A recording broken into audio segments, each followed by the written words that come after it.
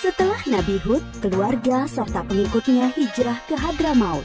Mereka membentuk kehidupan baru di sana dalam suasana keimanan yang tinggi. Sebagian anak keturunan mereka bermigrasi ke utara, ke daerah Hijaz. Di sana mereka membuat pemukiman baru dan berkembang turun-temurun. Bangsa baru ini dikenal sebagai bangsa Tsamud atau kaum Tsamud. Secara silsilah keluarga, kaum Tsamud berkerabat dengan kaum Ad. Mereka berasal dari satu kakek buyut, yaitu Iram cucu Nabi Nuh. Maka tak heran jika kaum Tsamud mirip dengan kaum Ad. Mereka orang-orang yang diberi kecerdasan tinggi oleh Allah Subhanahu wa Ta'ala. Kaum Tsamud juga mewarisi budaya dan keahlian bangsa Ad dalam bidang arsitektur. Mereka membuat bangunan megah di tanah datar dan membuat gunung-gunung untuk dijadikan rumah. Kaum Tsamud sangat mahir dalam ilmu pahat. Mereka membuat relief-relief yang indah. Kota mereka yang terkenal adalah Al-Hijr. Pengairan, pertanian, dan peternakan mereka berkembang sangat baik, serupa kaum Ad dahulu. Pada mulanya, kaum Tsamud menarik pelajaran berharga dari pengalaman buruk kaum Ad. Karena itu mereka beriman kepada Allah Subhanahu wa Ta'ala. Mereka hidup dalam kedamaian dan ketaatan kepada Allah. Tetapi setelah beratus-ratus tahun berjalan, kejayaan membuat mereka menjauh dari ketakwaan kepada Allah. Mereka, terutama pembesar-pembesarnya, mulai angkuh. Penindasan kepada orang-orang miskin dan lemah di antara mereka. Kebohongan, kecurangan menjadi biasa bagi mereka. Kaum Tsamud juga mulai menyembah berhala dan diteruskan turun-temurun oleh anak cucu mereka. Mereka melupakan ajaran Allah dan menuruti bujukan syaitan. Allah tidak membiarkan manusia dalam kesesatan tanpa ada petunjuk. Karena itu, Allah memilih Saleh untuk menjadi utusan bagi kaum Tsamud. Saleh berasal dari keluarga terpandang di kalangan kaum Tsamud. Kecerdasannya menonjol, rendah hati, dan ramah, pandai bergaul, serta sabar. Bakat kepemimpinannya sudah tampak sejak muda. Saleh disukai oleh kaumnya. Mereka berharap Saleh akan menjadi pemimpin mereka. Setelah menerima petunjuk-petunjuk yang jelas dari Allah Subhanahu wa Ta'ala, Nabi Saleh alaihi salam memulai dakwahnya kepada kaumnya. Hai kaumku, sembahlah Allah. Dialah yang menciptakan kamu dan menjadikan kamu mampu memakmurkan bumi. Dan mohon ampunlah kepada Allah Subhanahu wa Ta'ala atas dosa-dosamu. Takutlah kamu kepada azab Allah. Tetapi kaumnya menjawab, Hai Saleh, kami sungguh kecewa kepadamu. Selama ini kami mengharapkan kau akan jadi pemimpin kami. Sekarang kau melarang menyembah berhala-berhala. Padahal ini adalah warisan nenek moyang kami. Kami tidak mau mengikutimu. Kebanyakan kaum Tsamud tidak mau percaya kepada dakwah Nabi Saleh, terutama para pembesar-pembesarnya. Hanya sebagian dari mereka yang menyambut seruannya, terutama dari golongan-golongan miskin dan lemah. Para pemuda kaum Tsamud mengejek orang-orang lemah itu, tetapi iman mereka sudah kokoh kepada seruan Nabi Saleh. Melihat hal itu, para pemuda kaum Tsamud menjadi sakit hati dan gusar. Keangkuhan mereka menjadi-jadi. Mereka tidak mau kehilangan pengikut. Mereka ingin Nabi Saleh tidak mempunyai pengikut sama sekali. Mereka berusaha agar orang-orang beriman itu meninggalkan Nabi Saleh dan kembali menyembah berhala mengikuti mereka.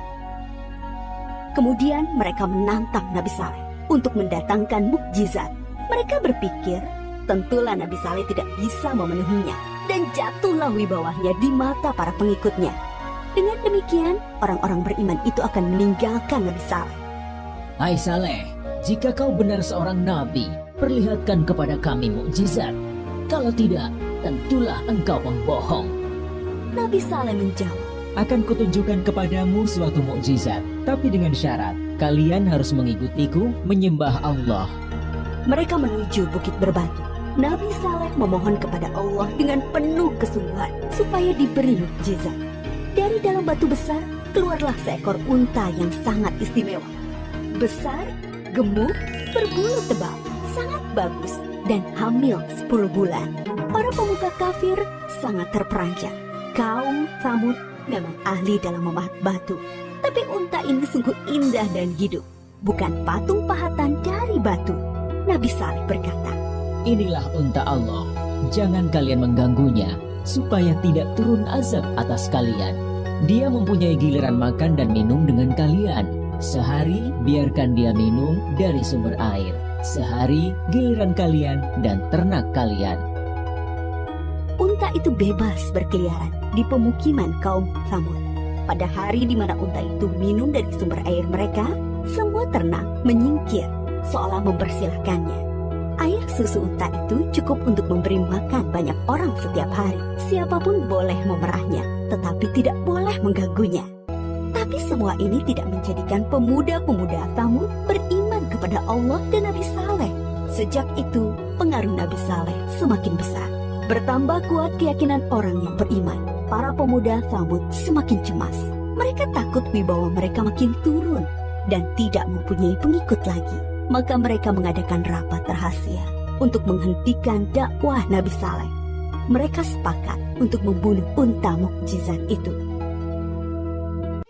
Para pemuda Tsamud menyuruh 9 orang untuk membunuh unta itu. Mereka ini adalah para penjahat yang dikenal berani dan kejam. Bersama-sama mereka membunuh unta. Ada yang memanah dan seorang menyembelihnya. Pemuda Tsamud mengumumkan pembunuhan unta itu dengan congkaknya. Mereka berpikir dakwah Nabi Saleh akan terganjal. Tentu banyak orang beriman yang akan meninggalkannya karena mukjizat yang sudah tidak ada. Masyarakat sangat sedih dan ketakutan mendengar kabar itu. Mereka sedih karena tidak bisa lagi minum air susu unta ajaib itu dan takut azab Allah akan benar datang menimpa mereka. Para pemuda Tsamud mendatangi Nabi Saleh dengan angkuh dan penuh rasa kemenangan. Hai Saleh, kami telah membunuh untamu. Datangkanlah azab yang kau ancamkan kepada kami. Kalau tidak, pasti kau pembohong besar. Kalian diberi waktu 3 hari untuk bersenang-senang di rumah kalian. Setelah itu, azab dari Allah pasti akan datang.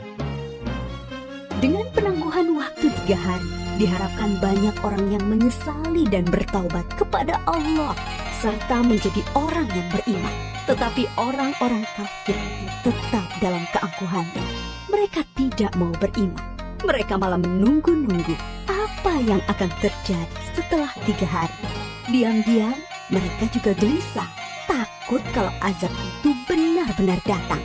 Akhirnya mereka merencanakan membunuh Nabi Saleh agar azab itu tidak jadi datang. Mereka mengutus kembali 9 orang yang telah membunuh unta untuk membunuh Nabi Saleh. Tetapi niat mereka digagalkan oleh Allah. Ke-9 orang itu mati ditimpa batu dari langit ketika menuju rumah Nabi Saleh. Nabi Saleh dan pengikutnya kemudian hijrah ke Palestina. Menjelang hari datangnya azab, Nabi Saleh sangat sedih meninggalkan Al-Hijr, membayangkan azab Allah akan menimpa kaum satu kampung halamannya. Aku telah menyampaikan kepada kalian ajaran Allah, tetapi kalian tidak menyukai kebenaran. Kemudian Nabi Saleh berangkat menuju Palestina bersama sekitar 110 pengikutnya. Setelah 3 hari berlalu, terdengar suara sangat keras menggelegar dari langit. Petir menyambar dan bumi berguncang karena gempa dahsyat. Semua orang kafir itu mati mengenaskan. Bangunan yang mereka banggakan banyak yang ambruk. Binasalah kaum Tsamud yang durhaka. Sampai saat ini, sisa-sisa pemukiman kaum Tsamud berupa rumah dan gedung dari batu yang dipahat masih bisa dilihat di Saudi Arabia dan merupakan situs bersejarah dunia. Kaum Tsamud dibinasakan oleh Allah dengan azab yang singkat tapi dahsyat. Mereka diazab karena tidak mengesahkan Allah dan tidak mau mengikuti utusan Allah, yaitu Nabi Saleh. Mereka memilih mengikuti syaitan. Dan walaupun yang membunuh unta hanya beberapa orang, tetapi orang kafir yang lainnya merestui. Mereka mendiamkan perbuatan jahat di antara mereka. Kisah kaum Tsamud mengajarkan kepada kita keharusan taat kepada Allah dan Rasul-Nya, serta pentingnya amar ma'ruf nahi mungkar dalam masyarakat, yaitu menyuruh kepada kebaikan dan melarang kemungkaran.